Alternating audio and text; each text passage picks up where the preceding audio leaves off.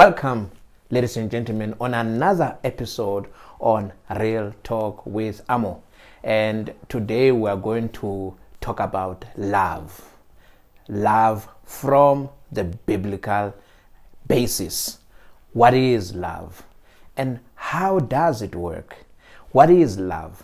Now, I'm not going to get into, the different types of love that exists in relation to the Bible. There is a lot of interpretations on, love. There is phileo, there is eros, there is agape. But what I want to focus on is when Jesus says that love God with all of your heart, with all of your might, and with all of your strength.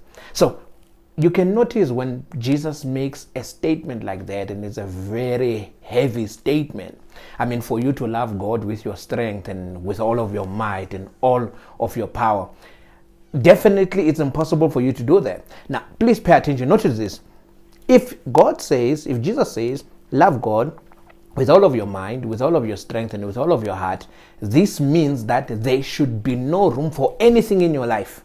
You should not be anxious. You should not even give anything any chance to take the place of God. Now, let me ask you that. How possible is that?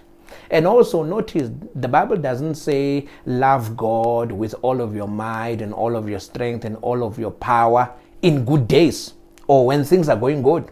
He says love God with all of your might and all of your strength and all of your power in everyday life.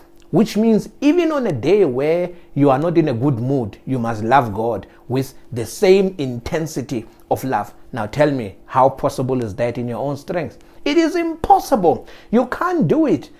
Therefore, Christ becomes the very reason and the very ability how you are able to love God with all of your mind, all of your strength, and all of your power. When you read also in the book of 1 John, the Bible talks about for perfect love, 1 John 4, for perfect love cast out all fear.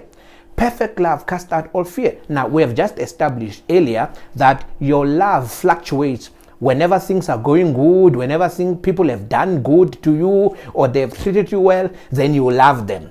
In the day where they hurt you, in a day where they mistreat you, you do not love them the same way, which means your love fluctuates. Your love, therefore, is not perfect. So if your love then is not perfect, it is impossible then for that love to cast out all fear. So Jesus, he is the one who enables you to love, and he is the one whose love casts out all fear. So you need Christ to assist you, to help you in loving God with all of your might, with all of your strength, with every fiber of your being. You can only be able to do that through Christ Jesus. When you notice in the book of John, and it's very interesting, whenever John, the apostle, referred to himself, he always called himself the disciple whom Jesus loved. And every time, whenever the disciples were sitting together, we find John always leaning on the chest of Jesus, which was to show that John relied on the love of Jesus, not on his love towards Jesus. When we talk about loving God with all of your strength and all of your might, we are not saying love God with your ability. We are saying allow God in you to love himself with all of your strength, with all of your might, with all of your power.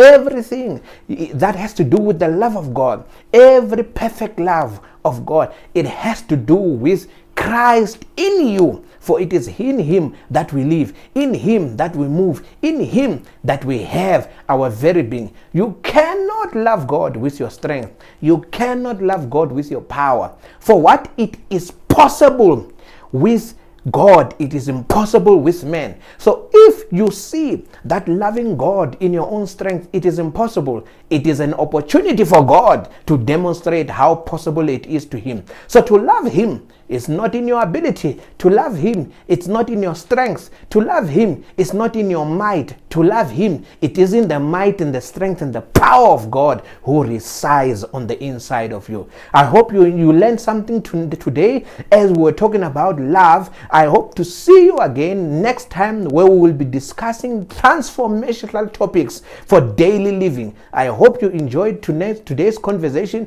May we see you again next time on our next episode on Real Talk with Amo.